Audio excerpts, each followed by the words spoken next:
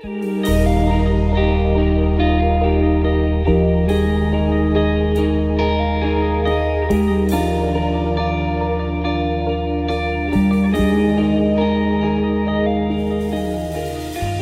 como Israel da antiguidade foi protegido pelo sinal do sangue nos umbrais das portas, o povo de Deus, o Israel do tempo do fim, será protegido por um selo especial de Deus que os anjos colocarão na fronte.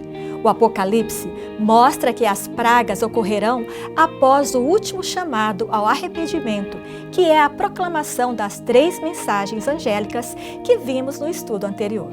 O povo de Deus é chamado para sair de Babilônia e unir-se a Cristo para não participar de seus flagelos.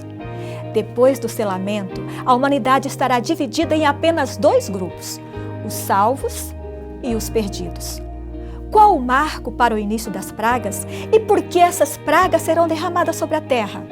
Estas e outras questões é o que veremos no estudo de hoje. Um bom estudo para você!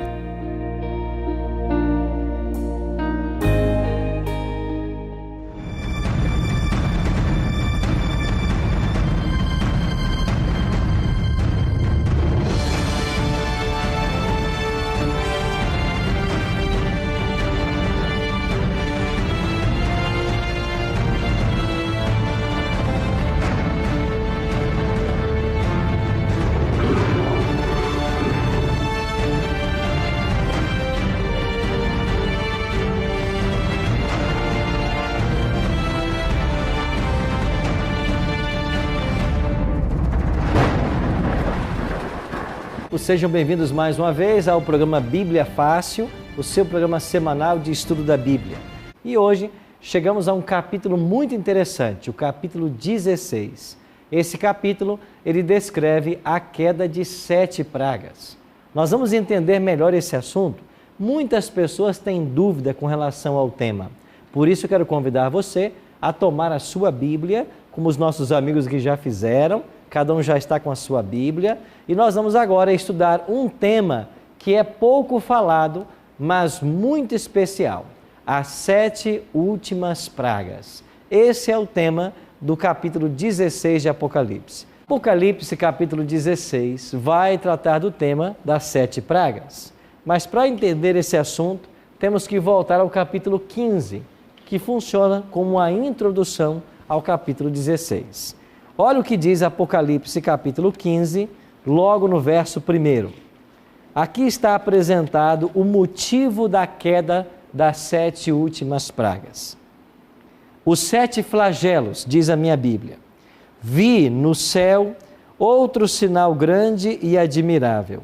7 anjos, tendo os 7 últimos flagelos, pois com estes se consumou a cólera de Deus, ou a ira de Deus. Interessante que o Apocalipse tem várias cadeias de 7. Já vimos aqui sobre 7 candeeiros, sobre as 7 igrejas, 7 selos, e agora chegamos nas 7 pragas. O capítulo 15, verso 1 está dizendo que com o derramamento dessas pragas, se consuma a ira de Deus. Muitas pessoas não entendem esse tema e às vezes a nossa Bíblia parece estar como esta aqui, acorrentada. Muitas pessoas não abrem a Bíblia para estudar, ou às vezes até abrem, mas não compreendem os assuntos. Vamos mais uma vez abrir a Bíblia e deixar que esse tema seja compreensível para todos. Para entendermos o tema das pragas, precisamos entender o ofício, o ministério de Cristo no santuário. Jesus está nesse exato momento no santuário celestial, trabalhando por todos nós. Esse ministério de Cristo nós chamamos de bifásico, porque ele acontece em 2 fases. Lembra que lá no santuário em Israel, você tinha o sacerdote, que oficiava todos os dias, e o sumo sacerdote, que entrava em ação uma vez por ano? Tudo o que acontecia no santuário era uma tipologia da obra de Cristo. Então, ele tinha que cumprir esses ministérios. E quando Cristo tornou-se nosso sacerdote? Quando Cristo morre no ano 31 e ele ressuscita no domingo pela manhã e vai aos céus, ele começa uma obra sacerdotal, que durou até o dia 22 de outubro de 1844, conforme nos ensinou a profecia das 2.300 tardes e manhãs. Os mileritas achavam que Jesus voltaria nesse dia, mas não era a volta dele, era o início de uma nova fase do seu trabalho no santuário. Que fase agora? Aquela fase representada lá no santuário terrestre pelo sumo sacerdote, que entrava no Santíssimo no dia 10 do 7º mês para fazer juízo, expiação. Então, no dia 22 de outubro de 1844, Jesus começou agora a sua obra sumo sacerdotal no santuário celestial. Isso quer dizer que nesse exato momento, ele está realizando o juízo. Lembra que semana passada estudamos sobre o juízo em 3 fases? E que a primeira fase acontece agora? Os nomes de todos os que aceitaram a Cristo serão julgados para que antes que ele volte, seja definido quem está salvo e quem não está. Então ele voltará para buscar os salvos. Se Cristo está hoje atuando como sumo sacerdote, o que vai acontecer quando ele terminar esta obra? Olha para o capítulo 15, dê uma olhadinha no versículo 8. Apocalipse 15, 8.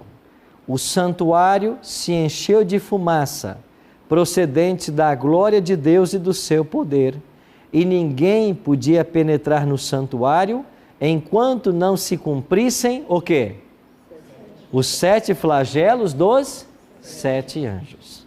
Jesus está hoje no santuário, mas chegará um momento em que a fumaça tomará conta do santuário. O que significa esta fumaça enchendo o santuário? É porque Jesus sai do santuário. Ninguém mais pode penetrar no santuário até que se cumpram as 7 pragas. Este sair aqui do santuário tem que ser comparado com Daniel 12:1, onde o profeta diz assim: nesse tempo se levantará Miguel e haverá um tempo de prova qual nunca houve. O levantar-se de Miguel, de Daniel 12:1, é a saída de Cristo do santuário, assim como Apocalipse 15:8. Então, quando Jesus sai do santuário, acabou o trabalho dele como mediador e juiz. Ou seja, todos os casos já foram decididos. Uma vez que os casos foram decididos, os salvos já estão selados com o selo de Deus. E nós já aprendemos aqui que o selo de Deus é um selo de proteção. Proteção contra o quê? Contra as pragas que agora cairão. Então, as 7 pragas que serão derramadas, elas não atingem aos que receberam o selo de Deus. Elas atingirão os portadores da marca da besta, como nós veremos agora no próprio texto bíblico. Então, quando Jesus sai do santuário, lá fora existem 7 anjos. Cada um desses anjos vai agora à terra derramar a sua taça. E em cada taça há um flagelo, uma praga. E com estas 7 pragas sobre os ímpios se consuma a ira de Deus. Ou seja, a justiça tem que ser feita. Agora é a hora da retribuição. Vamos agora então estudar cada uma das pragas e entender o seu significado. Apocalipse 16:2 apresenta a primeira praga. 16, verso 2. Saiu, pois, o primeiro anjo e derramou a sua taça pela terra. Aos homens portadores da marca da besta e adoradores da sua imagem sobrevieram úlceras malignas e perniciosas.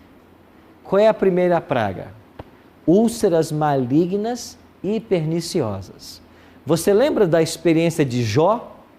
Quando ele tinha o seu corpo tomado pela lepra e ele com um caco de telha coçava a pele por não suportar o sofrimento?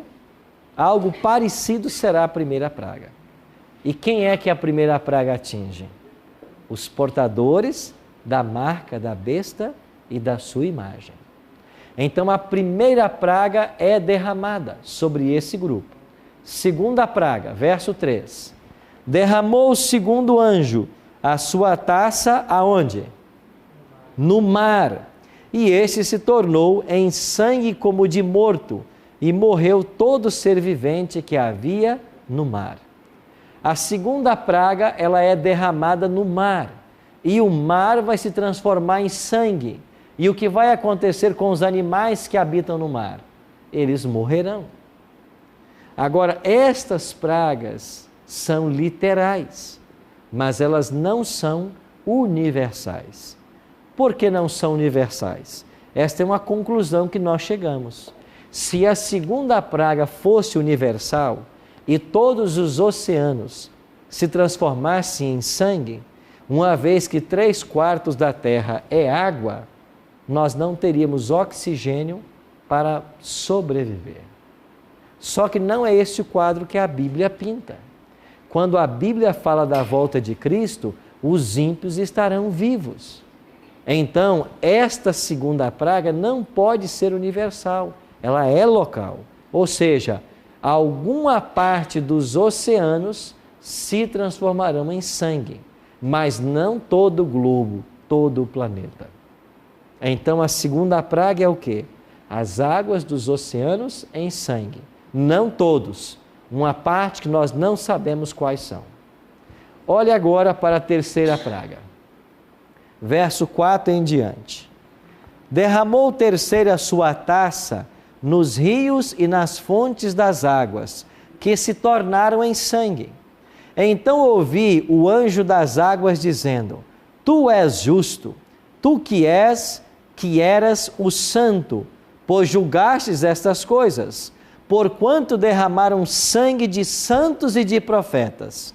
Também sangue lhes tem dado a beber, são dignos disso. Ouvi do altar que dizia: Certamente, ó Senhor Deus Todo-Poderoso, verdadeiro e justos são os teus juízos. Aonde cai a terceira praga? Nos rios e nas fontes das águas. Mais uma vez, esta praga não é universal, porque se toda a água potável que nós temos no mundo se transformasse em sangue, a humanidade sobreviveria poucos dias. Mas não é esse o quadro que a Bíblia pinta quando Jesus volta. Quando Jesus volta, os ímpios estarão vivos, bem como os salvos. Então esta praga também tem um caráter local. Agora aqui acontece algo interessante. A água potável se transforma em sangue e o ímpio nesse momento, muitos deles que habitarem estas regiões atingidos pelas pragas, eles não terão água para beber. Mas o justo terá a água, porque nenhuma das pragas atinge o justo, porque ele foi selado pelo selo de Deus.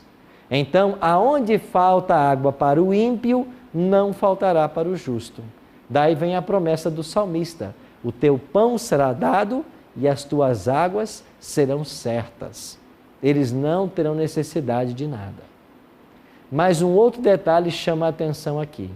Por que é que as águas potáveis se transformaram em sangue? O anjo diz assim: porque eles derramaram sangue de apóstolos e profetas. Agora sangue tem sido dado a beber para eles. Eles são dignos disso. Amigos, esta praga faz referência a todas as tragédias que acontecem aos cristãos em nossos dias. Porque se as pragas estão no futuro, elas não estão falando dos ímpios que viveram na Idade Média. Elas estão falando dos ímpios que vivem nos últimos dias da história e que vão perseguir os cristãos. Vocês têm acompanhado as reportagens de algumas regiões do mundo, e esta foto aqui é uma foto recente do que está acontecendo com muitos cristãos em algumas partes do mundo. Eles estão morrendo por amor à verdade. Estes que estão matando os cristãos, um dia eles terão sangue para beber. E sabe o que Deus declara? Eles são dignos disso, porque eles derramaram sangue. E sabe o que eu imagino? O ímpio, no desespero, na sede, por falta de líquido, de fato eles vão beber literalmente sangue, esperando que isso mate a sede, mas certamente não matará. Mas é o desespero e a punição que eles recebem pelo mal que praticaram. Chegamos à quarta praga, versos 8 e 9. O quarto anjo derramou a sua taça sobre o sol, e foi-lhe dado queimar os homens com fogo. Os homens se queimaram com intenso calor e blasfemaram o nome de Deus, que tem autoridade sobre esses flagelos, e nem se arrependeram para lhe darem glória. Olha o que acontece na quarta praga. Primeiro, ela é derramada sobre o sol.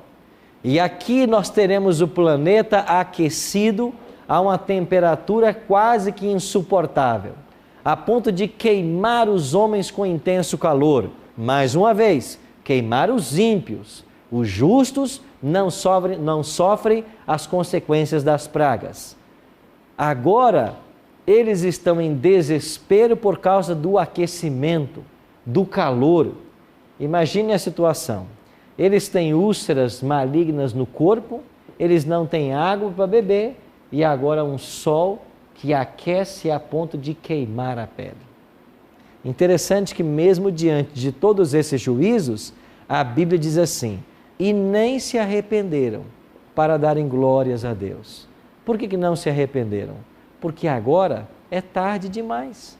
A porta da graça já está fechada. Jesus já saiu do santuário. E aqui eu queria tocar um ponto muito interessante. Tem muita gente por aí ensinando que quando chegar a grande tribulação da igreja, ainda haverá um tempo de oportunidade para a salvação, um tempo de arrependimento. Amigos, nada disso. O tempo de arrependimento é hoje. Quando Jesus sair do santuário, todos os casos já foram decididos. Agora, perceba se esta não é uma estratégia satânica. Porque se eu fico ensinando que haverá no futuro um tempo de tribulação, onde então as pessoas poderão tomar a sua decisão, as pessoas vão postergar essa decisão para um momento que de fato não há oportunidade. Veja se essa não é uma estratégia satânica. Outros estão ensinando que vai vir o reinado do anticristo, e eles estão falando em 7 anos de reinado do anticristo. Outros falam em 7 anos de reinado dos 144 mil. De onde eles estão tirando esses 7 anos? Sabe de onde? Da profecia de Daniel 9, 27.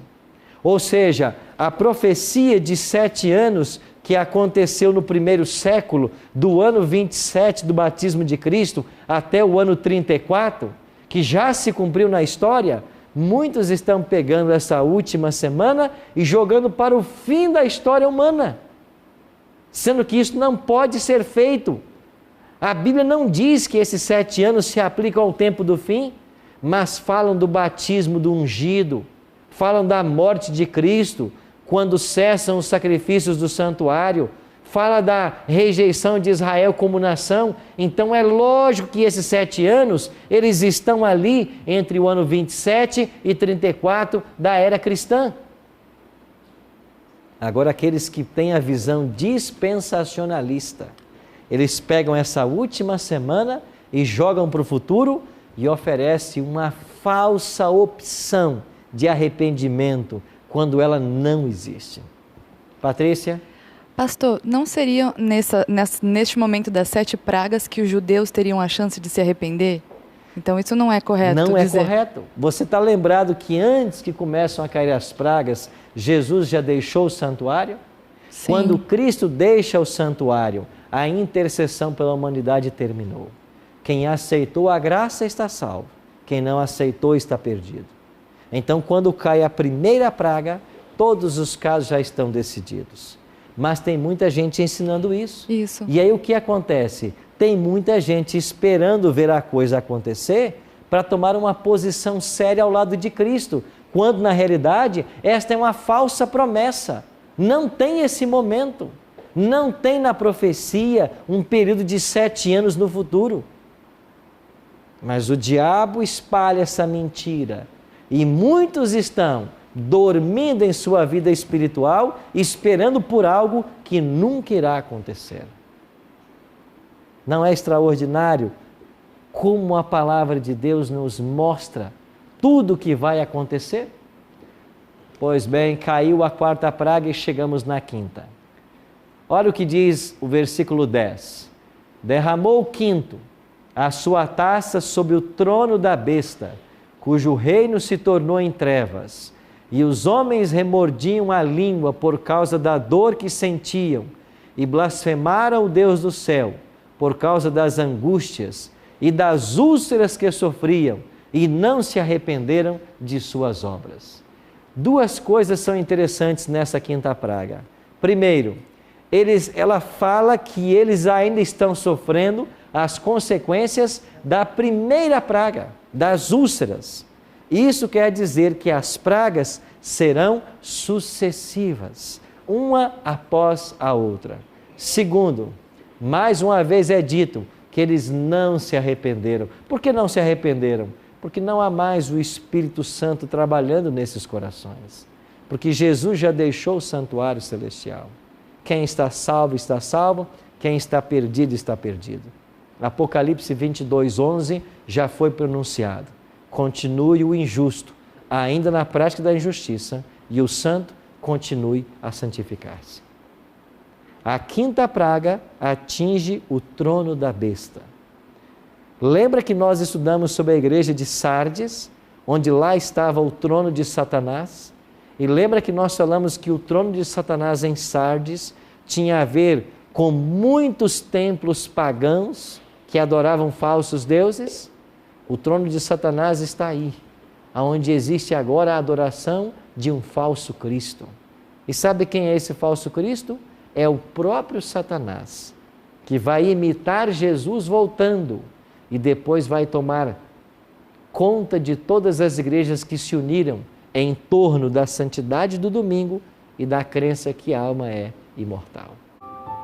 Darlene vai cantar uma música agora, onde ela diz assim: não há maior amor. Mesmo quando Deus pune, Ele pune por amor.